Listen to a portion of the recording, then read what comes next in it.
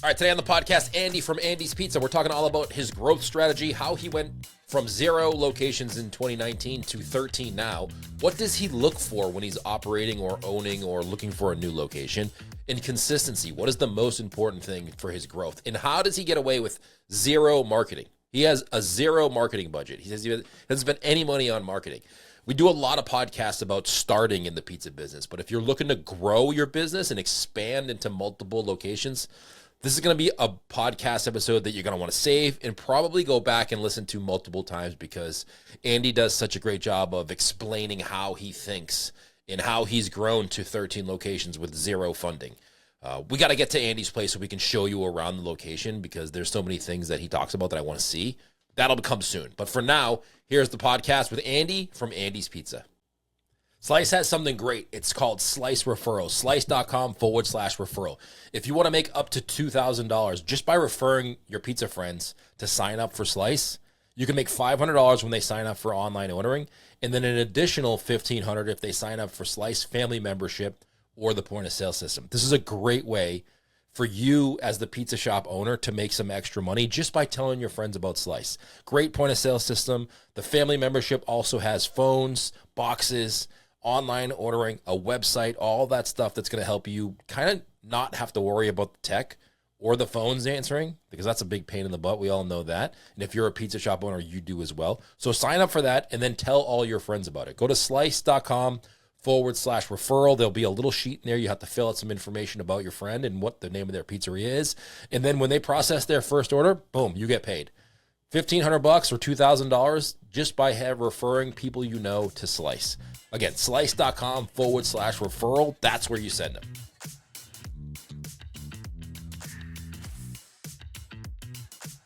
All right, Andy, welcome to the podcast. Thanks for joining me today. Happy to be on. Thanks for the invite. I'm excited to talk to you because I've been obviously following you for a long time. We did a podcast together. I think it was like 5 or 6 years ago now. It was a while ago. Yeah, it was a ways ago.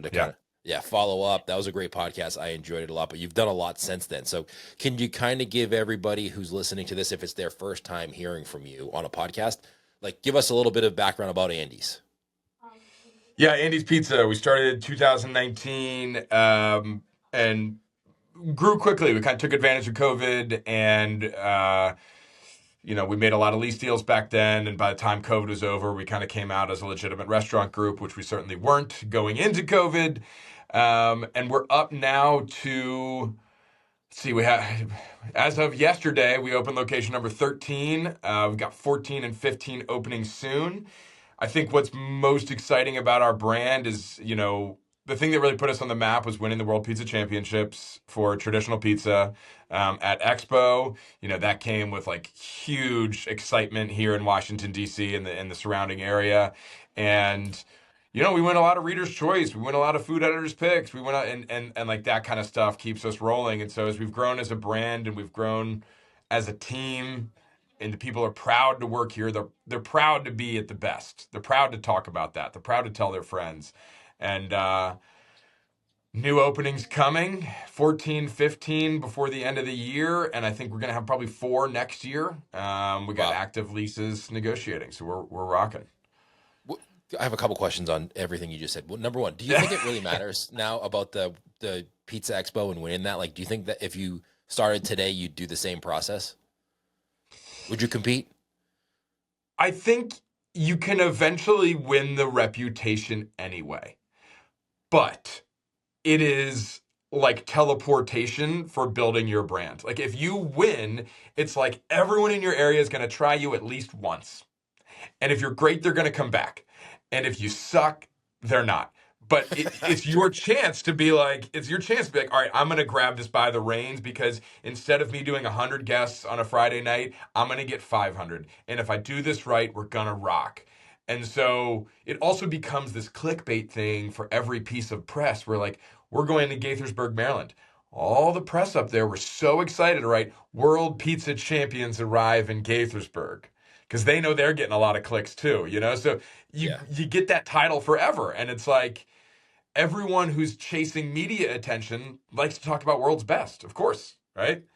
Local favorite's a good term too, but they want to say the champion is here.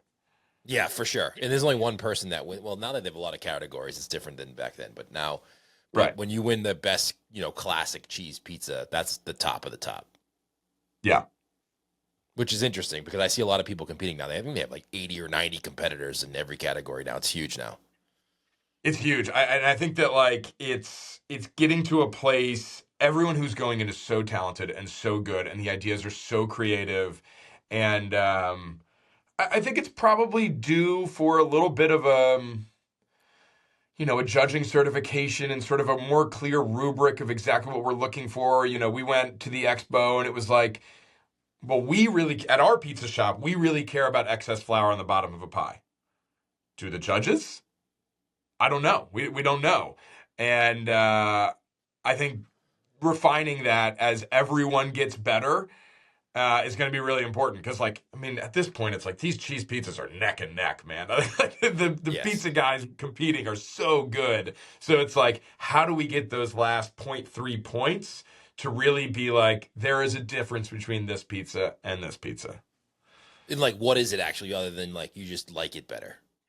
Correct. What is the technical skill? Like if you're at the Culinary Institute of America and you're going through a croissant class, there's a rubric. And I think we need to tighten up as an industry what the rubric is. To me, it's like if your pizza goes on a screen, you're cheating, man. Like work that stone oven. Like that's the skill, right? And so I'm like, I'm docking points, you're using a screen. So I think that like we need to establish what does it mean to be a great pizza maker. Yeah, great. I love that answer. That helps. That's super helpful. And the other question I had about you said I know you just opened one last night. You have a couple more opening.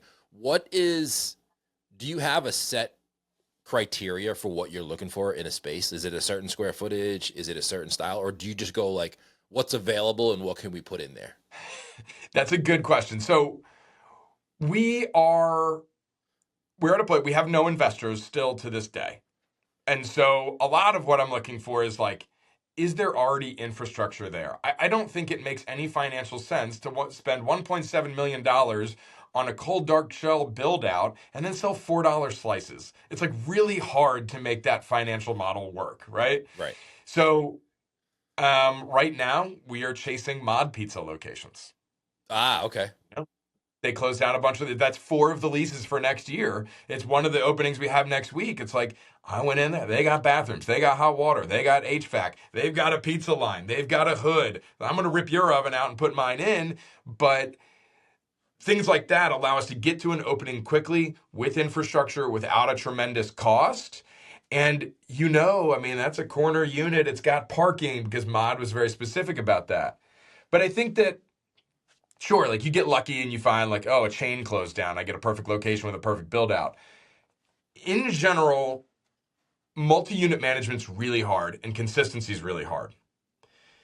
The closer I can keep my stores together, the better off I am. So we're very specifically looking at like, what is the heat map for your delivery and how close can the next store be? We're in a major metropolitan area. So each neighborhood is a very distinct thing, right? So Adams Morgan and Shaw are zero point 0.7 miles apart, but you're not driving from Adams Morgan to get your Friday night pizza in Shaw. You go through traffic, got to find parking. It's not your neighborhood. You don't want to do it. So within the metropolitan area, it's like how far apart can these be? Our most recent opening was Georgetown, Yep. and it is 0.6 miles from Foggy Bottom. But Foggy Bottom's maxed out. We're making as many pizzas as we can. We're turning off third-party orders. So we're like, all right, well, let's put one over there. And so we're learning that our version of pizza, cheese pizza by the slice for $4, it's kind of like a cup of coffee. It's so ubiquitous. It's so common. People just swing in for a bite. It's not a destination restaurant. It's not fine dining. It's more about convenience. And I'm like learning that from the chains of like, what does convenience really mean? It's why everyone's going toward drive-through. It's why everyone's going toward mobile app pickup. Yeah. And we're putting a huge, during site selection, we're really talking about, is it convenient? We don't want to be near a parking deck. If you got to park in a parking deck, you're not going up to the 3rd floor, coming down the elevator, coming out, picking up your $20 cheese pizza, going back up to your car, paying the parking ticket. Like, it's got to be surface lot. Or you got to be able to illegally park, which I'm also open to. We're in the city, right? It's just like, can I put my hazards on and put it out front? So that's what we're looking for, convenience. That's great. And you're trying to get close enough where you're not cannibalizing from an existing pizzeria. Exactly. Okay, And great. the big that's super concern helpful. there, when we look at an existing pizzeria, if wait times are high on weekend nights, it's like, you're going to stop going to Chick-fil-A if it takes an hour. You're going to stop going to McDonald's if it takes an hour. If Andy's for a cheese pizza for your family takes an hour, you're like, it's too hard. I don't want to deal with it. So we're really concerned with like, all right, if wait times are high, we need another one close. I've been talking to a lot of people about that because like it was cool after COVID to have like a wait list and have to order ahead on Friday for your pizza and today's Tuesday. But I was talking to a couple people who started that way, and the customers tend to get annoyed after a certain period of time of having to do that and having to plan ahead that far ahead. They like, it didn't work that good. It works in the beginning to get like exposure and excitement going, but then you have to figure out a system where you can help those customers. Yeah, I agree. I mean, like at some point, it's like the only restaurants that really sell out months ahead are like destination, fine dining, 3 Michelin star restaurants, and they can do that forever. You're a pizza shop. Right. You're feeding a family of 4 a cheese pizza on a Friday night, and at some point, it's about convenience. What is the square footage you have in your restaurants? I think our largest is probably 3,500, and our smallest now was Georgetown because it was so expensive per foot in that neighborhood, and that's about 1,600. Okay, so 1,600 is your smallest one, huh? And what we ended up learning was, if you call Chinatown the middle of the city, we could have done a 10,000 square foot with tons of ovens and all this stuff, but those neighborhood barriers are real. So it's like, actually put a small store there that's convenient to your local guest and just keep doing it. You want to make it really easy for every single person in every neighborhood to swing by and grab food. So I don't look for a big store with like the Uber Eats 5-mile radius. I'm like, there's no 5-mile radius here in Washington. That's a 45-minute drive, dude. So like we look at a really tight radius and like, what size does that store have to be to feed that neighborhood? Have you ever opened a store and been like, damn it, this one's not going to work out good? Luckily, we have no dogs at this point. We have no dogs. That's great. That's pretty smart. Yeah. Sometimes that happens. You're like, fuck, what did I just do? Yeah, there's no doubt. No doubt. We're very lucky right now. Right now, I can see that like, oh boy. I mean, I'm sure eventually that's going to happen, right? Because times change. Like, eventually you can't not everything can be a home run. For sure. But I guess you got to like just balance that with like, all right, if this worst case scenario happens here, we'll still be okay. Yeah, and that comes down lease negotiation. It comes down to personal guarantees. I think we like to just not be too financially committed, and I would never sign a deal that would put the rest of the company at risk. Yeah. How many people on your like executive team? Who's making the decisions? Is it just you? We got a small team up here at the top. So we've got 2 people, 2 administrators in the office. We've got director of operations, area manager, 2 area managers, culinary manager. But it's a some people in IT, but it's a small team up here, maybe 10. And then we have a total of about 375 employed Across in the all of stores. them? Yeah, across all of them. When did you start? At what number store did you start building out your like executive team? The first woman I hired, we were at store number 2. I hired I labeled it assistant. I mean, she did everything. I was just kicking her payroll, okay, I was everything because I felt like I just needed more of me. We didn't actually even have general managers in the stores until store 4. It was just me driving around, making all the schedules, doing all this stuff. But like, wow. To me, that journey was, I don't want investors. And that wasn't that long ago, though, for people listening. So it wasn't like 30 years ago. Correct. Yeah, that was 4 years ago, 3 years ago, right? And that's part of the journey. If you want no investors, guess what? You got to find pretty much finished second-gen space, put a coat of paint on the wall, and do all of the work yourself. So we didn't have a corporate team probably until store 6 when I started to be like, all right, you are multi-unit, you are multi-unit, you are multi-unit. We are above store. Would you do it the same way again?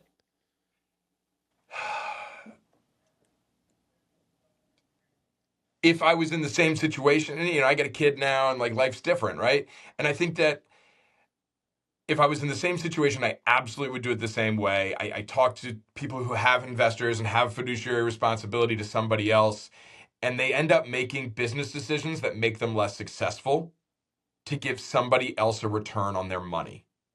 I don't want anyone arguing with me over the fact that I buy 24-month Parmigiano Reggiano and we grade it in-house and give it away for free. I don't want anyone arguing with me about how many refunds I did. My goal is to make the guest feel good. And so I'm in a place where it's just me. So I can't recommend that highly enough. I love that. Does it get lonely though? Like you got nobody to throw ideas off of, or like ask if you think it's gonna work, or to bounce an idea off of? Yeah, it does. It can get frustrating in that regard. But you know what? Pizza community is great. And I met True. people at the Stanislaus Harvest Tour that like Lasorted's out in LA. Like I talk to Tommy all the time. We're always trading ideas back and forth. And so you build your own community. And guess what?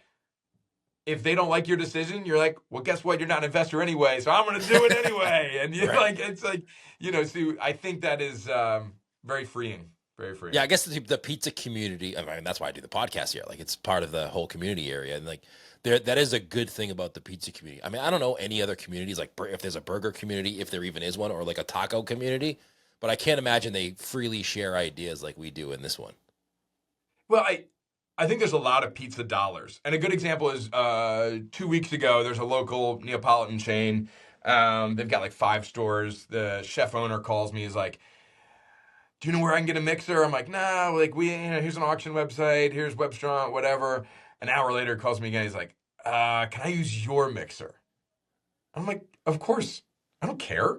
Come on by. Like, my guys are done at 3:00 at the commissary. We're done making dough. He's making dough in our commissary. He's making dough in our commissary this week.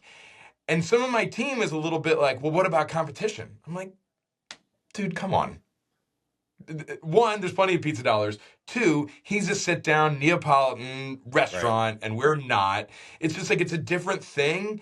And he's part of my community. I want to take care of him. I want to be on his team. And like, I really like that. I like when the guy down the street runs out of Grande whole milk. He comes and grabs a case from me. And he brings it back next week, but I like that. Yeah, it's interesting.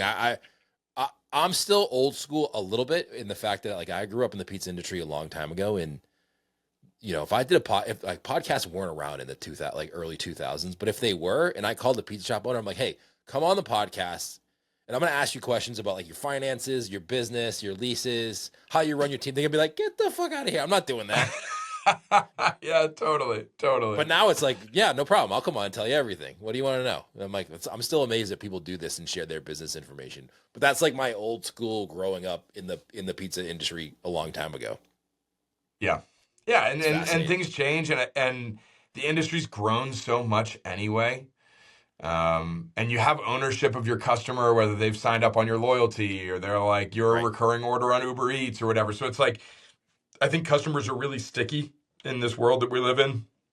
So I'm just not worried about losing them. And if you do a really good quality product, there's a lot of pizza shops out there.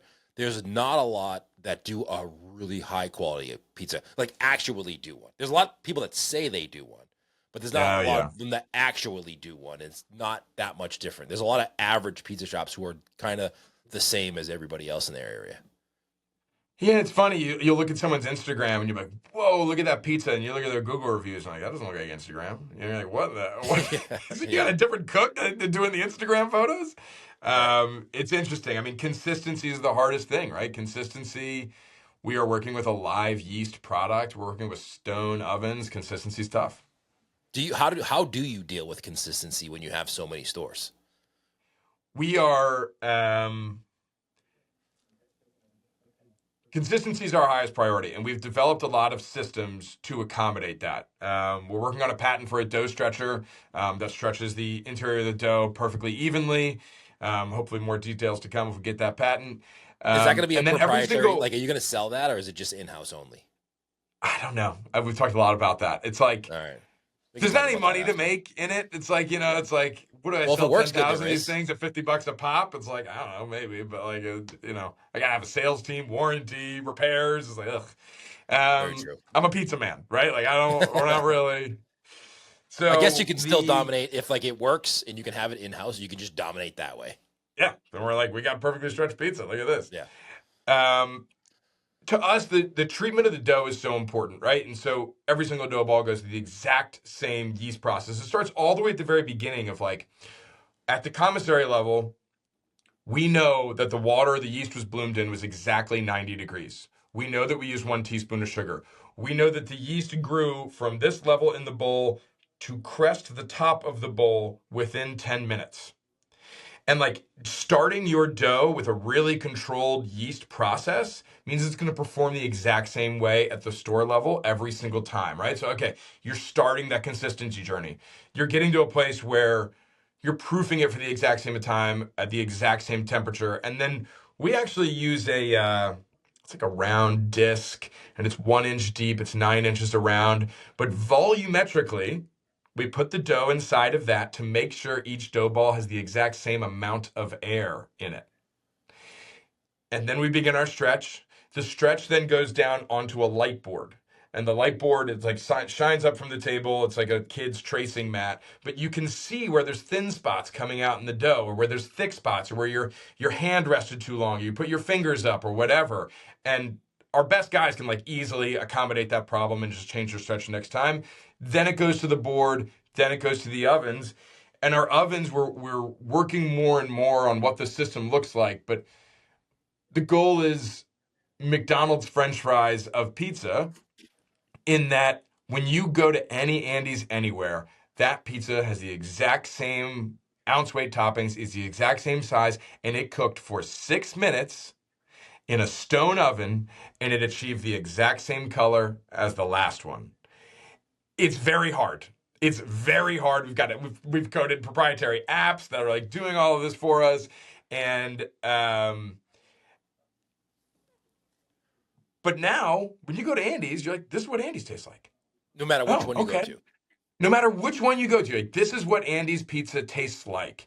And in a time where, certainly here in DC, with all the federal issues going on, people are really careful with their money. They don't even want to risk $4.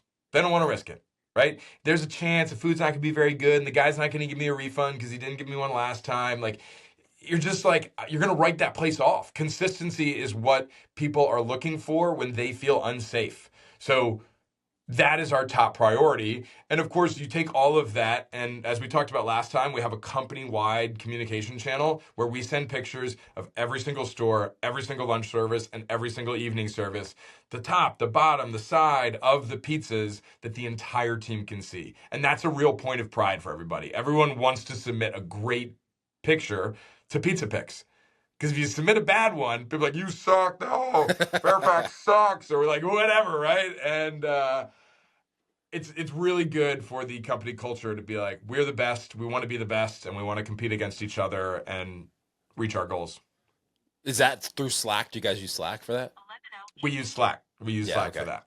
I think that's the hardest part. I think when it comes to an owner who's operating, if you say what's the hardest part about operating a pizza shop or multiple pizza shops, probably the number one thing is probably like managing the team and finding good help. But I think the second thing after that, if you have multiple locations, is like making each location as consistent as the next one. People start turning a blind eye, and like, it doesn't matter who they are. You're either going up or you're going down. Right. And your best guys, it'll be like, one day you'll walk in, you'll be like, wait, the date on this sauce is 3 days ago. They're like, yeah, we just opened a bunch of cases all at once and put it in the walk-in. And you're like, whoa, no, that's not what we do. Like, we open the cans just before we use them. We care about the freshness of that, all this different stuff. And it's constantly resetting every single team member. It's constantly having conversations about quality and driving it forward, and a spirit of competition, a spirit of pride. Because if there's a shortcut, they'll take it. Period. If there's a shortcut, they will take it. 100%. Because they just want to.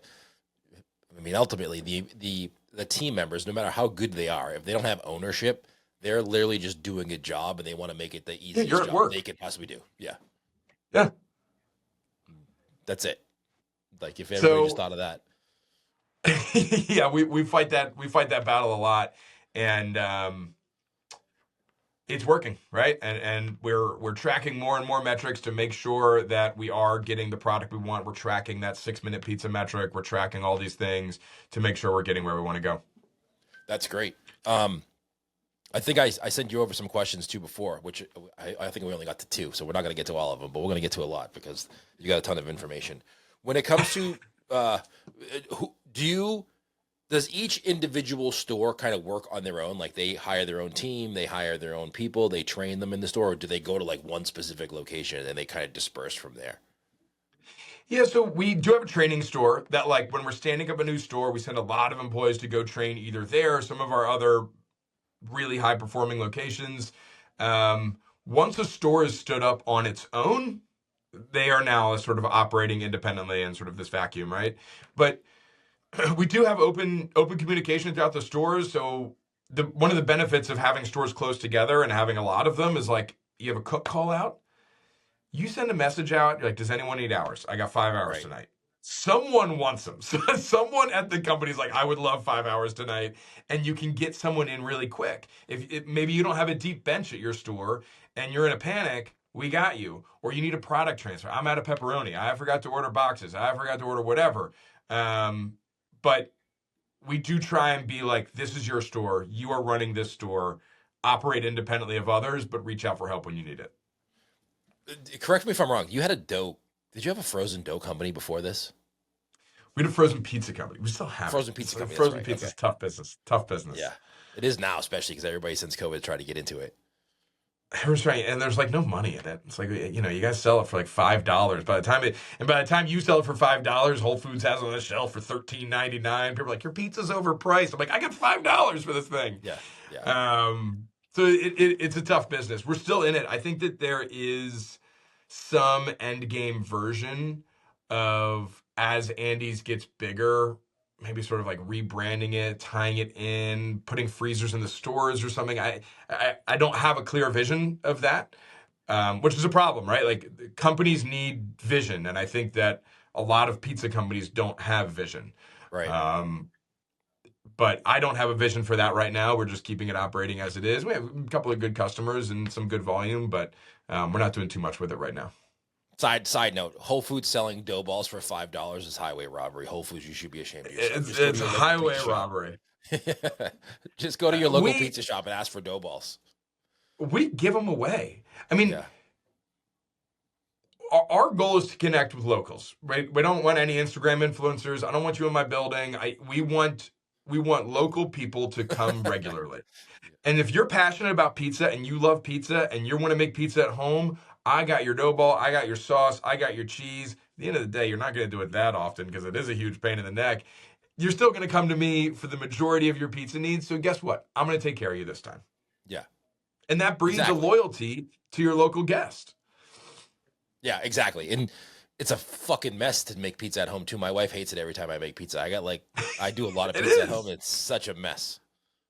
It is. But you know what? When that guy goes home and fires up his uni or his guys or whatever he's got, and he has his friends over, I got this dough ball at Andy's, and I'm Yeah, using their cheese. He told me it was grande cheese. He told me it was grande cheese. And like, he's now telling our story to 10 other people who are interested in having pizza at his house. Maybe they're customers, maybe they're not. But like, if I was like, okay, this costs me $3 to give to him. If I got 2 new customers out of that, that's a no-brainer. That's the cheapest marketing on planet Earth, yeah, So I think that you can get greedy and be like, all right, I'm going to charge him $3 for cheese, and I'm going to charge him, $4 for a dough ball. I'm going to charge whatever. But like, you got to look at the long game and be like, I want my neighborhood to come see me. yeah. I totally agree with that. And I can give you firsthand experience exactly what you just said because I make pizza a lot at my house. And I've been making dough more frequently, my own dough, because we're working on a project that we may open a pizza shop. And but 3 or 4 years ago, I used to just go to my friend owned fresh. He made sandwiches, dough for his pizzeria that was in the North End, and he made fresh pasta. And I know him. I'm like, I would just go get dough from him. I would buy it from him. But every single time I had people over my house and I made pizza, they would ask me, "Where'd you get the dough from?" And I would tell Yeah, them, and yeah, he yeah, would yeah. get 2 new customers every single time. Totally. So it It's great works. marketing. Exactly what you said. It works. Um, well, so did you start your first Andy's? Did you make dough in a dough commissary, or did each individual place make their own dough? So when we started, a bizarre start. We were in this like third floor of a luxury mall, and it was a super slow mall, right? The like a Rolex store needs like 3 customers a day. I wanted to be between like a Best Buy and a Target, but like too bad, right? This is the location that was available, and it had all the equipment in it, and I hung my sign. And so we were making dough in the back there, and for a long time it was like, all right, we'll make extra dough, throw it in the freezer. Once it's frozen, I'm going to throw it in my car and I'm going to drive over to the other 2 stores. And we ended up finally getting a commissary here in DC. I think we were at store 6, maybe 7, because at that point it got really hard to move dough. We were using US Foods to help us move dough, but Yeah. like even that sucked because it's like I'm supposed to be palletizing dough. This is a restaurant. I can't, like, it's not really built for pallets and doesn't have the door width. And so there's a lot of manual labor involved. And we were finally able to, there was a food commissary that had, the restaurant was going under. And I mean, same thing, man. I've built Andy's on the graveyard of other investors, right? I haven't done myself, but someone paid for that commissary at some point and put in a freezer that holds 80 pallets. It wasn't me. And I, after waiting for 5 years, I finally got that opportunity. So sometimes it's just patience. That's There's enough turmoil in the restaurant business that something's coming available. that's definitely true. On that note, do you have like a broker that you work with, or are you just like scouring Facebook Marketplace and Craigslist for things that come up? We work with a broker. I think that when you're first sort of starting out, you don't know what you're looking for. You don't know the commercial leases you're looking for.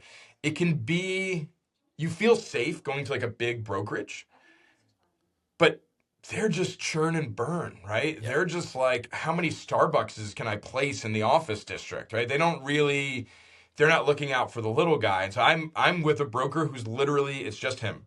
There's no one else in the company. It's him. He's a commercial real estate broker.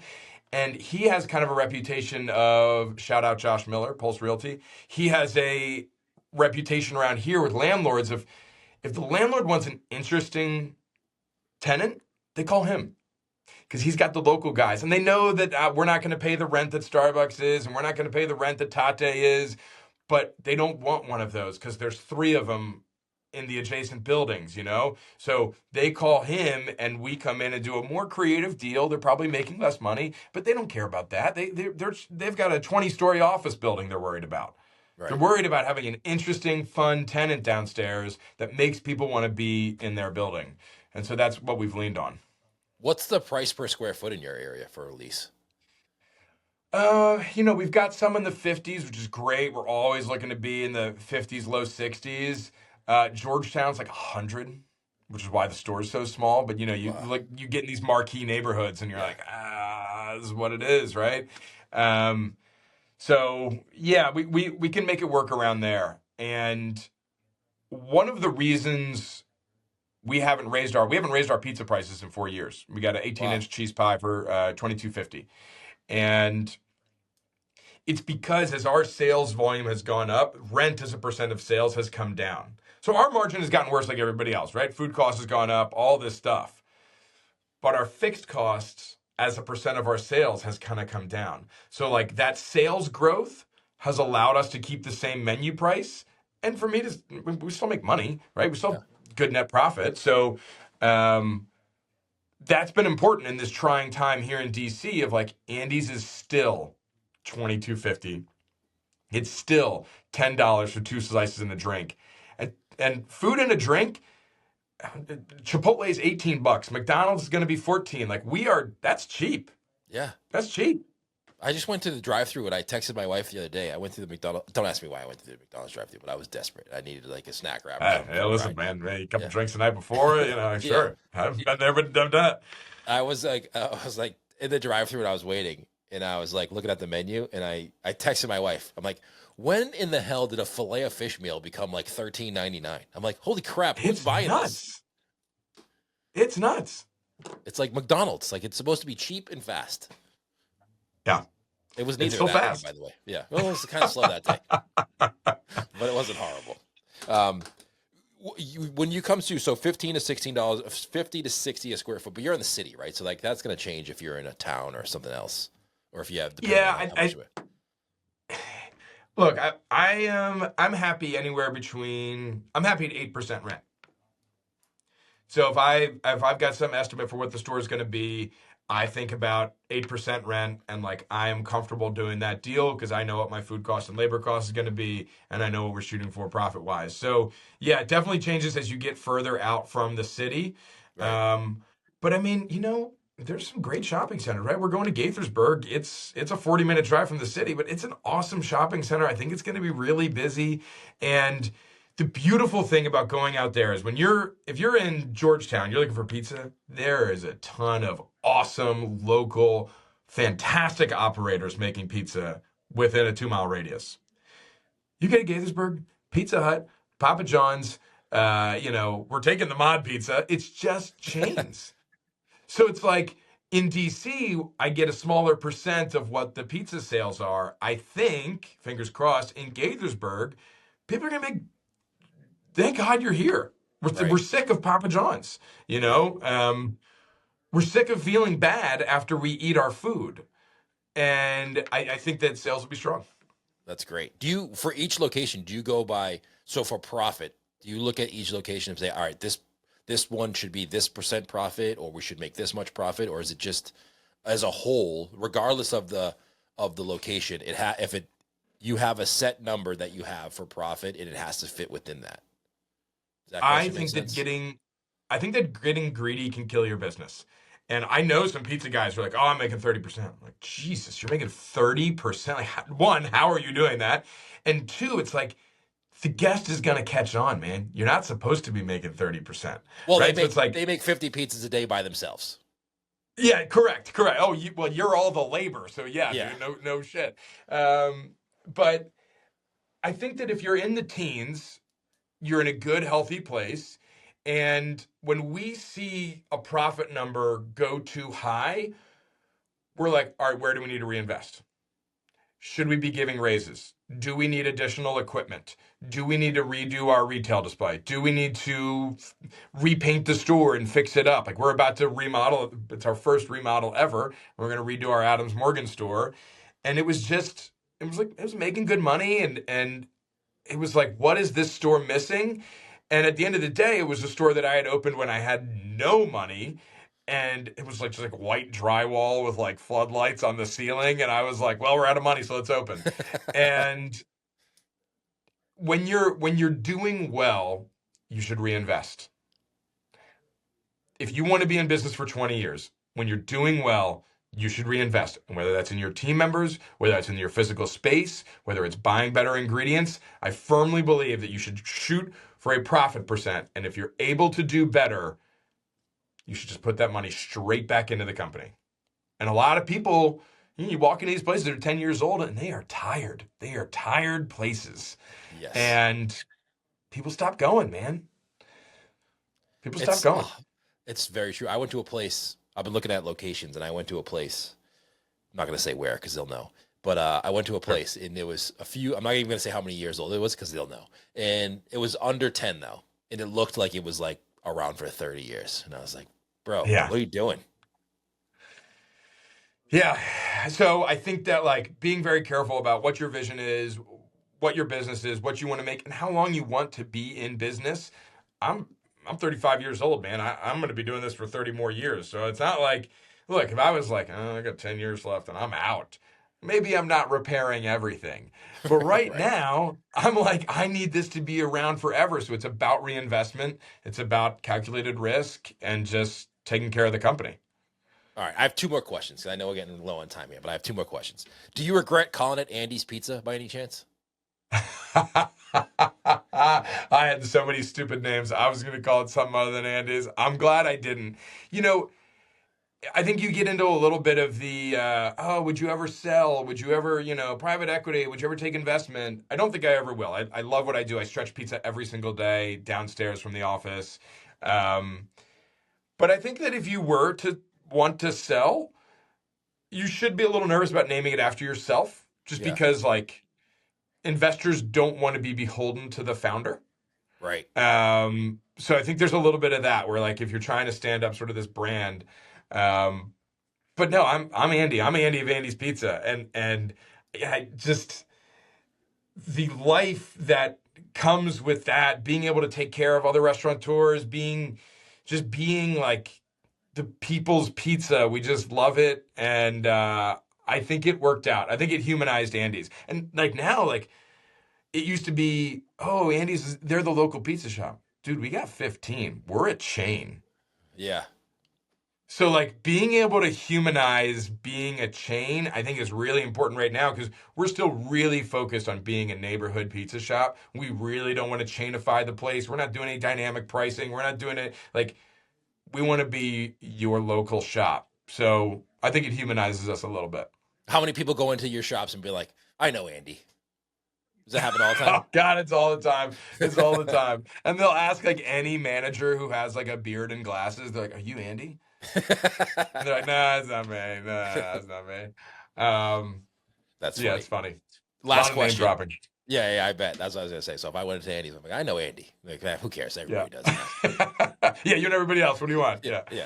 Last question. If do you think so? You're in the DC area with your business model and your knowledge. Do you think you could do what you're doing in any market in the U.S.? Like, could you go to Florida or Boston or L.A. and do what you do, replicate what you've built? We could replicate anywhere, any town. I think like we don't want to because like I think it's really important to keep a tight regional and like be able to do multiple store visits a day and be able to like keep your finger on the pulse in quality. Right. Anybody who's doing what I'm doing in their town, offering a very consistent, high quality, stone baked product with good ingredients, that is making sure that every order is prepared on time, is going to take off and be extraordinarily successful. In a world where, like, I don't think I've ordered Uber Eats and it's shown up hot in years, in literal years, right? Or on time. And I think that, like, when you come to Andy's and you order a pizza for 6:30 on a Friday night and you show up and that pizza's ready at 6:30 and it's hot, that is worth its weight in gold right now because it's just happening less and less Yeah. and more people are letting that slide. So like one, pizza by the slice is a ubiquitously successful concept. Like it's not like I'm trying to like spread vegan food into Arkansas. Like that might be hard, right? Like I think that if you are pizza and you are cheese and pepperoni, you have a good chance of success from there. If you're offering a very consistent, high quality product and delivering it on time, you're good to go. You're invincible. You're invincible. I love it. I could be totally wrong, but that's what I feel in my head. Well, you gotta have conviction, right? You gotta have conviction. That's right. That's right. Yeah. And I know people are gonna ask. You didn't talk about marketing, but we talked about marketing before. And Andy doesn't do any marketing, so there's nothing to talk about there. We do zero marketing. Actually, like, so when you think about our phrase, to be your favorite neighborhood pizza shop, what does that mean? It means that you come every Friday, and it doesn't just so happen that on this next Friday, there's 30 influencers in line ahead of you because Andy's is doing like an influencer thing. Now I'm just screwing over the guest who comes every single week so that these people will talk about me. And it doesn't make any sense. So like our core brand, our core concept, you would never see your neighborhood pizza shop on the side of a bus. You would never see your neighborhood pizza shop in some wrapped up in some influencer marketing. Like our goal is to be there for you. And marketing's for chains. I mean, I get it. You want to talk about your story. You want to do these things. You want to have an Instagram channel and talk about a lot about that. I think that's totally viable. But thinking about who your goal is to connect with, and look, if you want, maybe your business is we do crazy specials every week and a bunch of influencers come every single week. Cool, that's your business. Yeah. Mine is sell you cheese pizza every single week. So ours is very specifically dedicated toward just taking care of our guests. I love it. It's great. It's simple but hard to do. Yes. Oh my God. It's exhausting. Andy, where can you? Andy's Pizza, is that on Instagram? Andy's Pizza. at Andy's Pizza. You can find us. If you're in the DMV, we're in every neighborhood. We're by every venue. Go to a 9:30 club show, come on by. Going to Nats Park for a game, come on by. We're here for you. We'll link your website and your Instagram up in the description below this video too. Don't go anywhere yet, but thank you so much for coming on and sharing all your info. It was great talking to you. Thanks, Bruce. All right, I hope you enjoyed that episode with Andy. We will link everything in the description below this video of what we discussed if you want to go follow them on social media. Or maybe you're in the DC area or visiting there soon and you want to go check out one of his spots. Great follow, by the way, on Instagram. He shows you behind the scenes a lot and a lot of what's going on. They do marketing, but they don't have a marketing budget like we talked about here, so Instagram is probably a great place to go follow them. If you want to get a hold of him too, we'll put everything in the description below this video. Don't forget to hit like, hit subscribe. Thank you so much for tuning in, whether you're watching on YouTube or listening on Spotify or iTunes. Appreciate you. Give us a thumbs up, 5-star review on iTunes, and we'll see you right back here next week for the next episode of How You Slice It.